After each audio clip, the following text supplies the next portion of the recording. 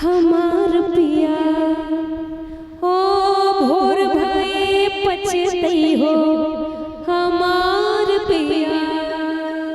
पत्नी की बड़ी सुंदर लाइन है कि दिन भर आप कहीं रहिए लेकिन रात में कम से कम घर आ जाइए, कम से कम दुख सुख जो दिन भर हुआ वो बतियाए।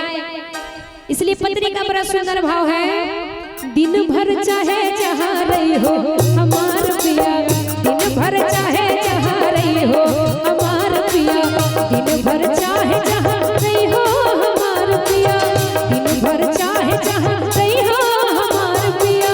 रात के घर चली हो हमार पिया, रात के घर चली हो हमार पिया।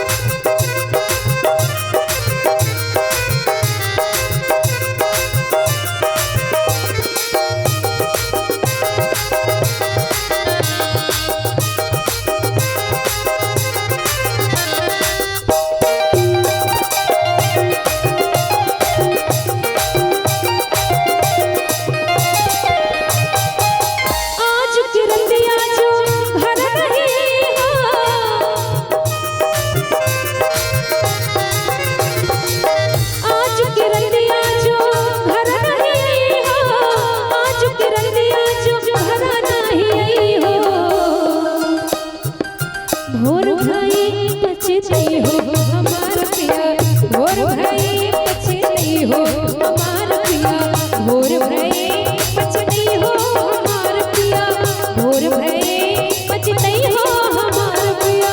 रात के घर चली हो हमार पिया, रात के घर चली हो हमार पिया।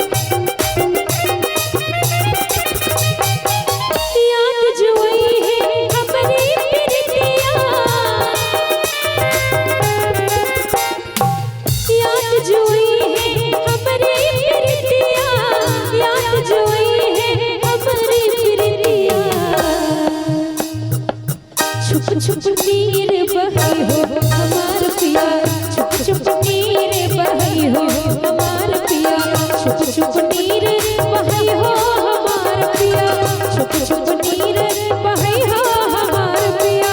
रात के घर चली हो हमार पिया, रात के घर चली हो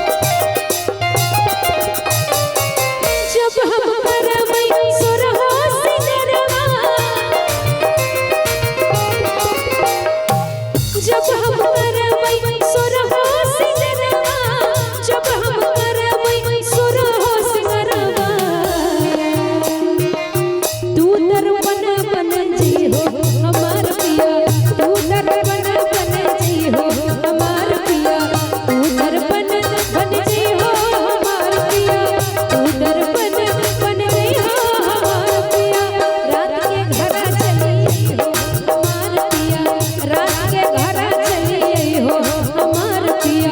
दिन भर चा